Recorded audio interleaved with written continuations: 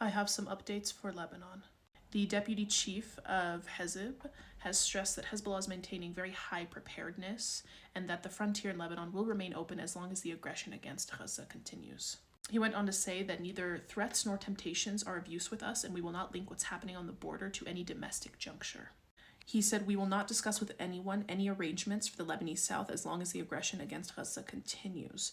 When the aggression against Gaza ends, we will see and evaluate what requires discussion and what is outside of any discussion." I know that Western media right now is trying to frame it like they're making some sort of deal with Hezbollah, but this is Hezbollah 2 hours ago, mind you, 2 hours ago, reiterating that they are not going to stop what they are doing until the aggression against, the Palestinians in Gaza stops. The US government, the Israeli government, they're trying to frame Lebanon in a certain light. They're trying to frame Hezb in a certain light. But Hezb continues to keep that northern front. They plan to continue taking down those defense and security systems up there, as well as targeting military barracks, sites, gatherings of IOF soldiers, military vehicles, everything that they can target in regards to the IOF.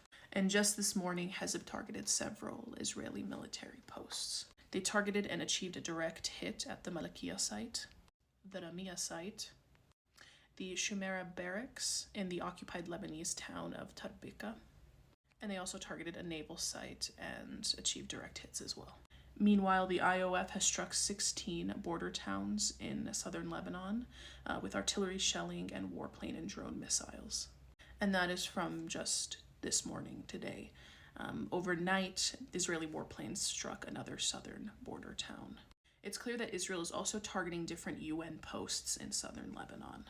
And these hits against these posts are very deliberate because the timing of them and what they coincide with is very telling. These hits came right after Antonio Guterres used Article 99, and the other hits were a direct message to the Lebanese army. I want to note that throughout Lebanon, there is flooding that is occurring that is causing major damage in different areas. And right now, Lebanon continues to suffer through an economic crisis. I highly recommend taking your donations to muslimcharity.org as they are providing help, not just for Lebanon, but for Yemen as well as Palestine and other countries. They are a non-government organization. They have many different campaigns that you can be a part of and many different types of donations that you can make.